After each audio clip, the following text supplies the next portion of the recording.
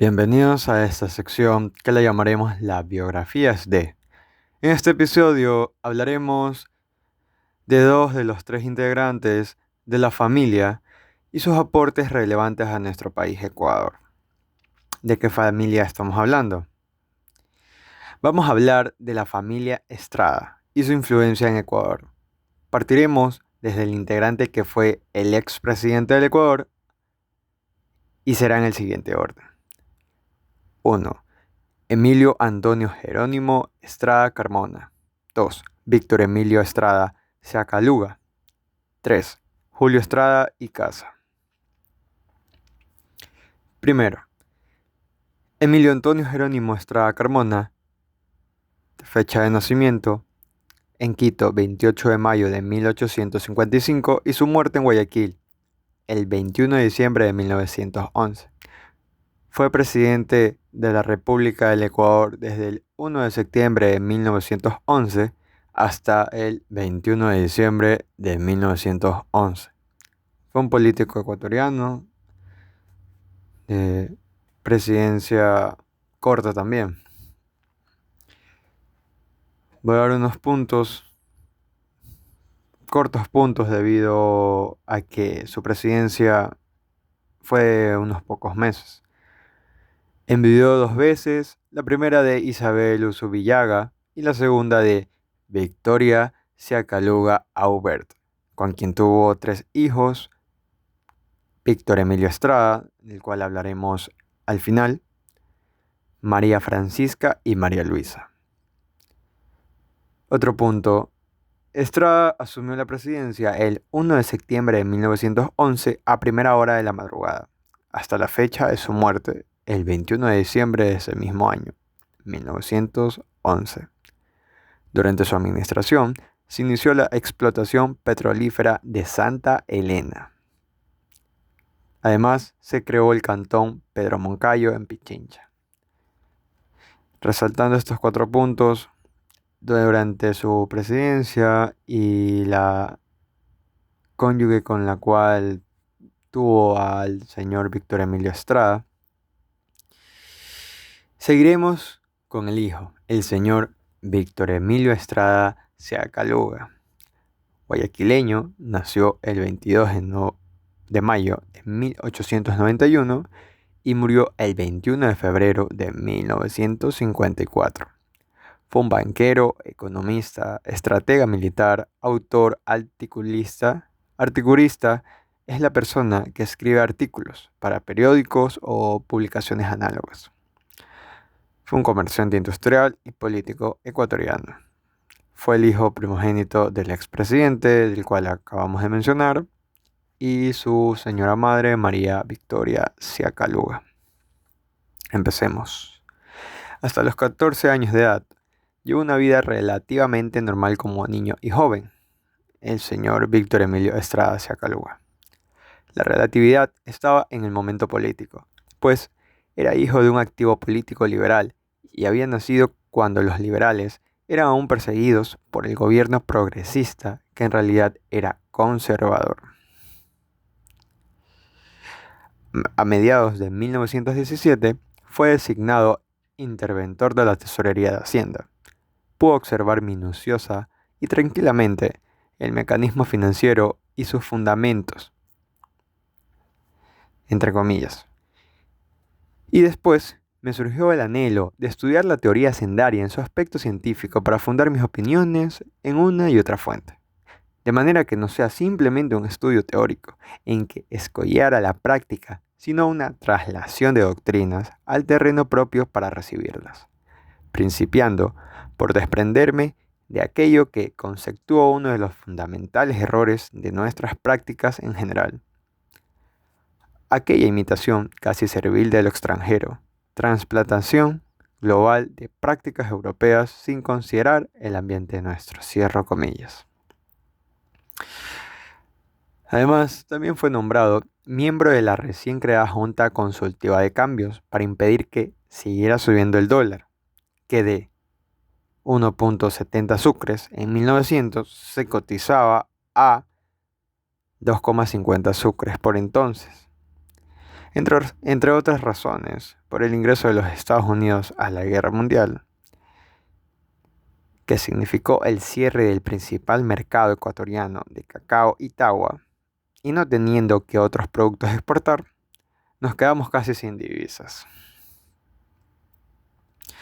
Extraje algunos puntos del boletín bibliográfico escrito por el señor Rodolfo Pérez Pimentel, de título Emilio Estrada Seagaluga Víctor. El señor Rodolfo Pérez Pimentel tiene una sección donde escribe sobre la bibliografía de algunos intérpretes importantes o bibliografías.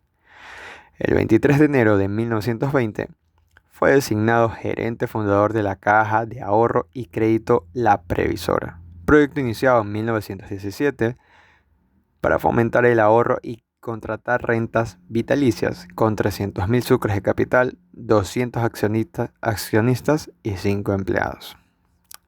Efectivamente, a pocas semanas de posesionado, presentó al directorio con un informe sobre cómo conducir a la previsora.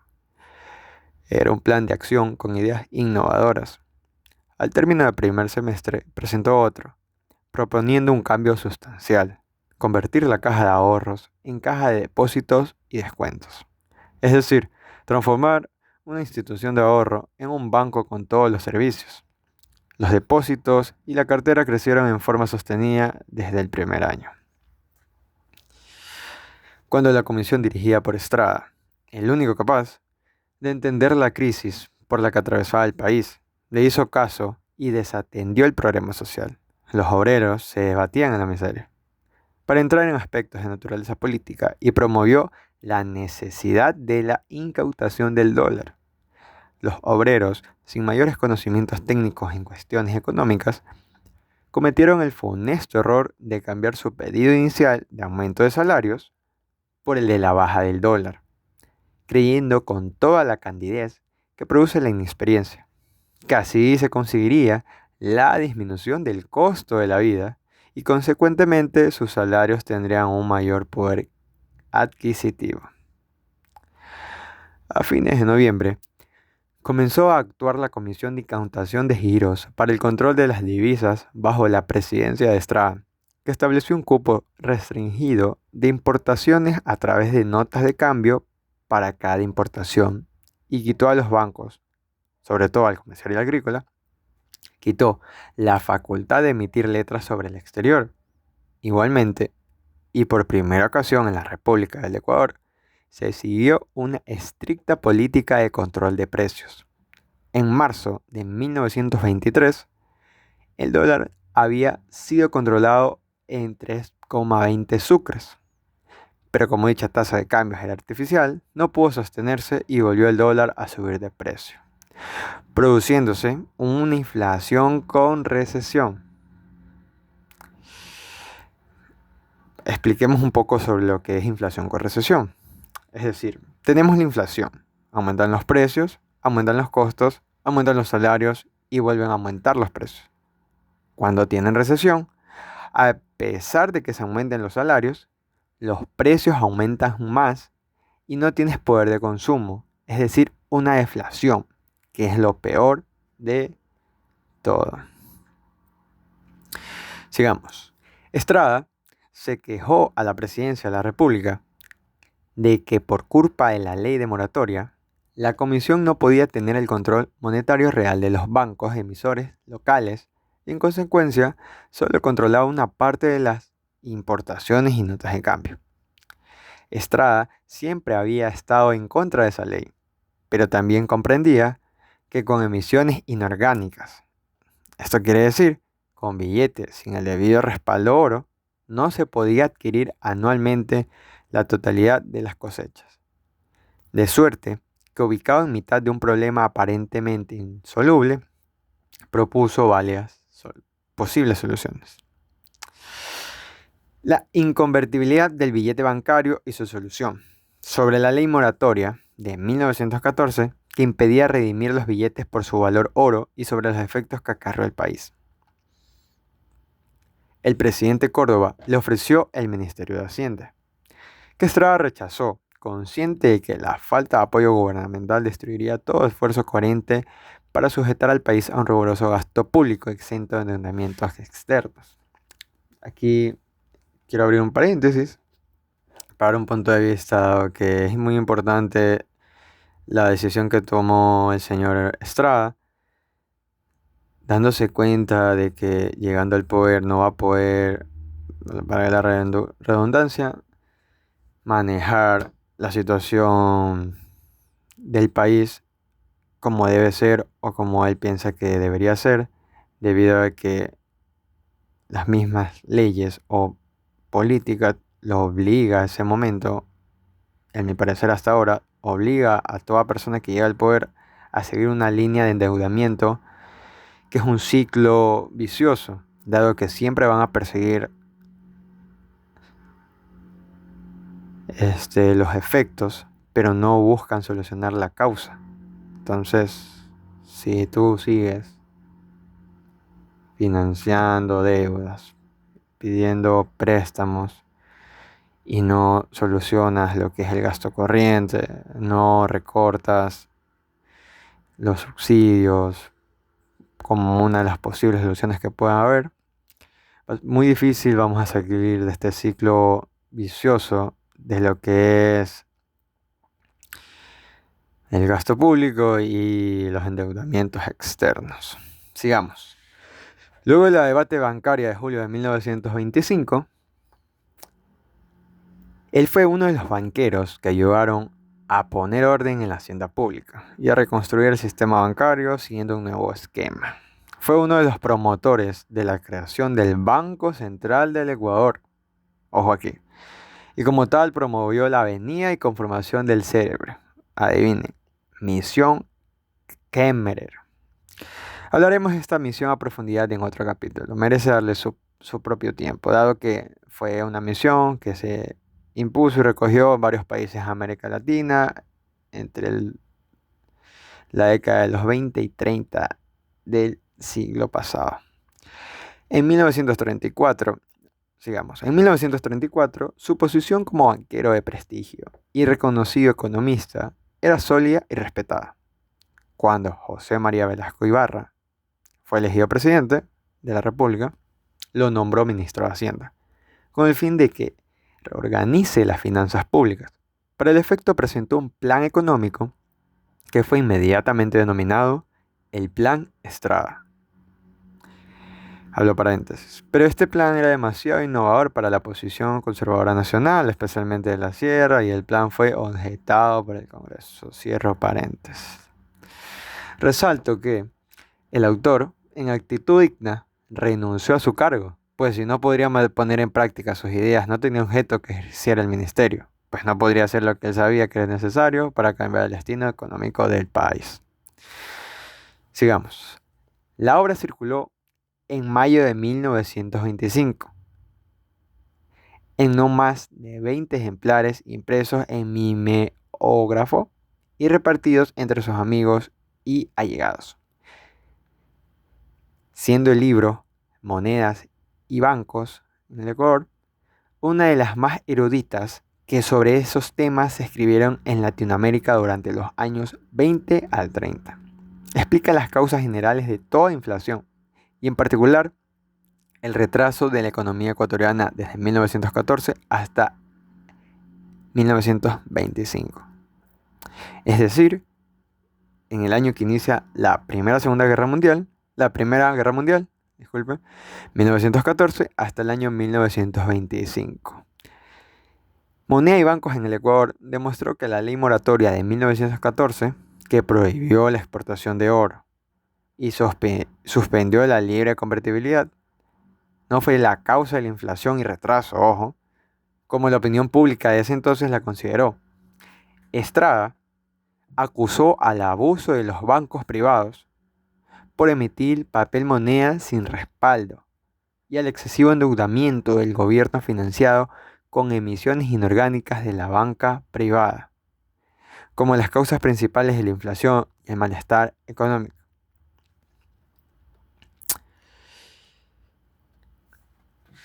Un punto que quiero resaltar aquí es como el señor Estrada se da cuenta de el daño que causa la emisión monetaria sin un debido respaldo, dado que en cierto momento va a haber en el mercado mucho flujo de dinero sin respaldo, que no va a significar ningún valor.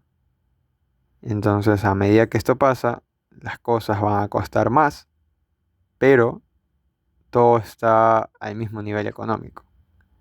Las monedas van a perder su valor. Eso se puede encontrar mejor reflejado al momento de hacer transacciones internacionales.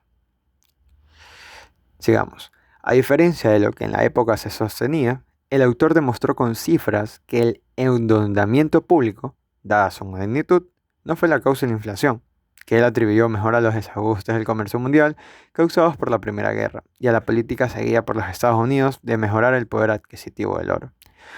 Como motivos de alza del cambio en el Ecuador, y siendo un banquero privado, propuso la organización de la Caja Central de Emisión.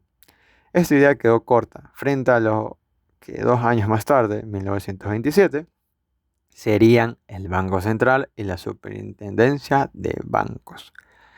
Si bien es verdad que Estrada conoció algunos de los principales escritos de Keynes, ¿ok? Sus tesis se orientaron hacia una libre economía, sustentando en esa época un neoliberalismo económico. Bueno, eso es una especie de hipótesis, de ironía, por decirlo así. Pero bueno, sigamos. En 1931 regresó a Guayaquil justo a tiempo, pues debido a una falsa noticia aparecida en el vespertino de la prensa, que decía, fugó el gerente de la previsora. El público no tardó en agolparse a las ventanillas, reclamando sus depósitos. Durante el pánico, intentó redescontar cartera en el Banco Central, pero le exigieron una garantía adicional y tuvo que recurrir a L. Guzmán e Hijos, firma exportadora que gozaba de gran crédito en el exterior, para que obtuviese la garantía del Chemical Bank and Trust Co. de New York por algunos centenares de miles de dólares, y con ella facilita al central la operación solicitada. No poca importancia tuvo la actitud de varios de sus clientes y amigos, quienes sacaron sus depósitos en otros bancos y los trasladaron a la previsora en billetes, a vista y paciencia del público. Imagínense algo así en el día de hoy. Que aplaudió el gesto. Hablando de esto, en nuestro país, Ecuador, hace un mes aproximadamente, eh, en la ciudad de Guayaquil, en la sucursal CENEL, Guayaquil, de La Alborada, Garzota, eh, esta empresa de electricidad se encontraba lo que es el desplazo de su dinero físico mediante carros blindados, ¿no? Para ir, por suponer, a depositarlo al banco para que esté más seguro. Entonces, en el transcurso de que sacaban el dinero, una cantidad de $500,000, si no recuerdo, en las noticias, si no recuerdo mal, se roban $500,000 en efectivo. Entonces, imagínense en ese momento lo que estaba sucediendo y no hubo ningún problema. Podemos destacar y resaltar la situación crítica en la que estamos ahorita en un transcurso de menos de 100 años, o ya casi 100 años, por decirlo así. Entonces sí, es una situación muy crítica que se vive aquí en Ecuador. Sigamos. Uno de ellos fue Vignolo, quien hizo transportar varios cajones abiertos desde su almacén ubicado a una cuadra solamente. Otro fue su pariente político, el doctor Alfredo Valenzuela Valverde, quien hizo cambiar 300.000 sucres en billetes de baja denominación en el banco de descuento y lo fue llevado personalmente, imagínense, y por mitad de la calle a la previsora, pleno centro de Guayaquil. indicando que los depositaba en prueba de su absoluta confianza. El público observó estos gestos y dejó de retirar su dinero, de manera que cuando a las 11 de la noche estaban agitadas jornadas, se retiró el último cliente de las ventanillas. La previsora había recuperado una buena parte de los retiros y se había salvado la debacle. Esta situación le serviría para crear el lema publicitario de Banco Fuerte y Bien Probado. Aquí quiero dar un punto de vista. Para mí la situación de publicidad y popularidad de los bancos son su esencia, su eficiencia y éxito se puede dar para mí en la confianza y publicidad en un 75%, dado que con este párrafo puedo sustentar de que cualquier especulación, mala imagen, algún mal paso por parte de las entidades bancarias o sus funcionarios, este, in- llama a que sus clientes tengan miedo automáticamente de saber qué va a pasar con su dinero. Si el señor, en este caso Estrada, se fue del país, automáticamente los clientes piensan que se le llevan el dinero depositado, dado que pues se supone que en los bancos tú vas a depositar tu dinero dado por la confianza y seguridad que estos mismos te brindan. Entonces, pues es un poco de tirijale ahí de parte del banco, demostrando la confianza y seguridad para que los clientes vayan y depositen el dinero de forma voluntaria. Entonces, dañando la imagen de un banco es muy posible la bancarrota segura, si es que no se lo soluciona. Como este caso le intentaron hacer los socios o amigos, parientes del señor Estrada. De vuelta, el presidente electo José María Velasco Ibarra le ofreció el Ministerio de Hacienda. Estrada se retiró a playas y escribió un plan titulado El problema económico del Ecuador en 1934, en dos volúmenes de 174 y 105 páginas, que presentó a Velasco y constituye el primer intento de desarrollo orgánico para la conducción de la economía ecuatoriana. Por eso sirvió de base para posteriores intentos, pero inspiradas en el proyecto Estrada, que preconizaba la necesidad de racionalizar y orientar el manejo financiero para lograr el desarrollo sustentable del país. En abril de 1935, editó La situación económica en sus relaciones con el Banco Central del Ecuador, crítica de la política económica. Enero marzo de 1935. En 20 páginas. Era el erudito mayor del país en abierta lucha con el Banco Central, el señor Estrada. En mayo del 38 se inscribió como socialista para votar en las elecciones de los miembros de la Asamblea Nacional Constituyente, porque desde las traspisonadas que le habían hecho los liberales a su padre en 1910, no simpatizaba con ese partido y tampoco podía calificarse de conservador. Dado que, quiero poner un poco de contexto, el expresidente también, Eloy Alfaro, el líder de esta hegemonía liberal,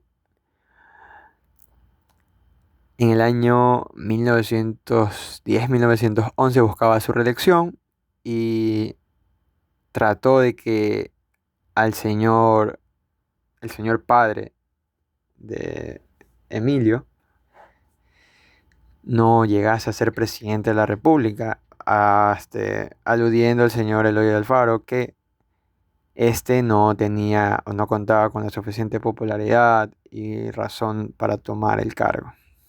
Pero al final, pues como sabemos, sí llegó a ser presidente. Un poco de esa lucha que hubo ahí entre estos personajes, ¿no? De vuelta, ese año 1938, el Banco Central dispuso perdón, la derogatoria del pago por parte de las instituciones bancarias del país, de un interés a depósitos a la vista decretada en 1934, durante la presidencia del doctor Velasco Ibarra, con lo cual la banca se colocó en situación económicamente muy difícil. Con esto quiero mencionar a mi consideración los puntos más relevantes en relación de la temática de nuestro podcast, dejando a un lado las distintas y merecidas premiaciones a lo largo de su vida. Él tenía organizado el material necesario para escribir una historia económica del Ecuador y estaba aparentemente bien de salud, pues su antigua diverticulitis le controlaba su concuñado, el famosísimo doctor Francisco de Icaza Bustamante. Inclusive que aquí en Guayaquil hay una que yo conozca calle en la ciudad. Si existen más, no lo sabría, pero ahí existe una calle con el nombre del señor. Y ya no le fastidiaba. De vuelta. Cuando empezó a sentir varias molestias y le diagnosticaron un cáncer al páncreas que le imposibilitó 6 meses en cama hasta su lastimoso fallecimiento el 22 de febrero de 1953. Mientras vivió Estrada, ningún préstamo se concedió sin su autorización, pues tuvo una personalidad compleja y un carácter autoritario. Al morir, dejó un banco en franco crecimiento, con agencias y sucursales en las principales ciudades del Ecuador y más de 1000 empleados. Resalto esto dado que el Banco de la Previsora, debido a la mala administración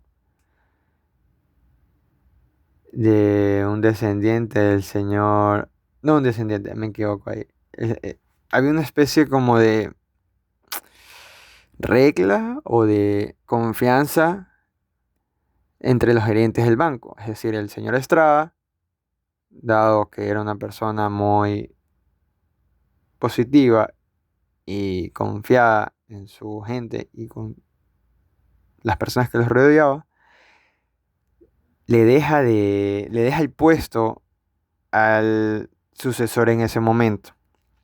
Entonces, entre esa persona o el que lo reemplaza al sucesor de Estrada, cae en una mala administración del banco, dejándose esa persona llevar por distracciones, fiesta, etcétera, etcétera, que no llevaba un buen camino al banco, llevando así directamente a la bancarrota. Entonces es un punto clave, dado que el señor Estrada, muy joven, entra al manejo de este banco, dejándolo muy próspero, y como la mala administración de otras personas lo llevó a la bancarrota. Entonces, sí, aquí se han mencionado muchos temas importantes, como el señor Estrada quería mejorar la situación económica del país, cómo se sirvió del poder político de su familia y allegados para poder conseguir este acometido. Entonces, es una persona muy interesante de estudiar, dado que para el momento de su época, influenciado por algunos, se podría decir, socialistas o anticapitalistas, como lo es el señor Keynes. Entonces, como él podría en algunos momentos dar unas ideas acertadas, en otros erradas.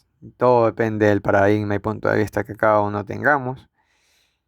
Entonces, por eso traigo a discusión y para difundir un poco de la historia del señor y la familia Estrada. ¿Qué tal les pareció este episodio? En el siguiente, en el episodio número 2 de este capítulo, vamos a hablar del hijo del señor Víctor Emilio Estrada, que es el señor Julio Estrada y Casa. Espero puedan dejar algún comentario, qué les pareció, qué opinan sobre lo que hizo el señor Estrada, ¿Qué opinan sobre el Banco Central? ¿Fue buena idea, mala idea? ¿Qué opinan sobre la emisión de unidades monetarias sin el respaldo en oro? ¿Qué opinan para ustedes esta situación de inflación? Pues también se menciona el sucre, si existen ahorita oyentes que no son del país del Ecuador. Antes del 2000 existía la moneda sucre. Este, para el año 2018 el sucre estaba en 20.000 sucres a 20.000 sucres a 75 centavos. Pero en el momento de que dejó de circular, o hasta el 2001, 2002, si es que no estoy mal, que fue que el Banco Central dio plazo para que las personas puedan cambiar su moneda de circulación al dólar, estaba en 25.000 sucres un dólar en el año 2000. Y en el año 1900 estaba 1,70 sucres el dólar. Entonces son cosas que con el largo del tiempo nos podemos dar cuenta gracias a personas como el señor Víctor Emilio Estrada, que trató de ser una persona muy autodidacta y disciplinada y le interesó compartir su conocimiento con las demás personas, buscando un bien común. Entonces sí, con esto llegó al final de este episodio, así que nos veremos y espero estén pendientes para el segundo episodio.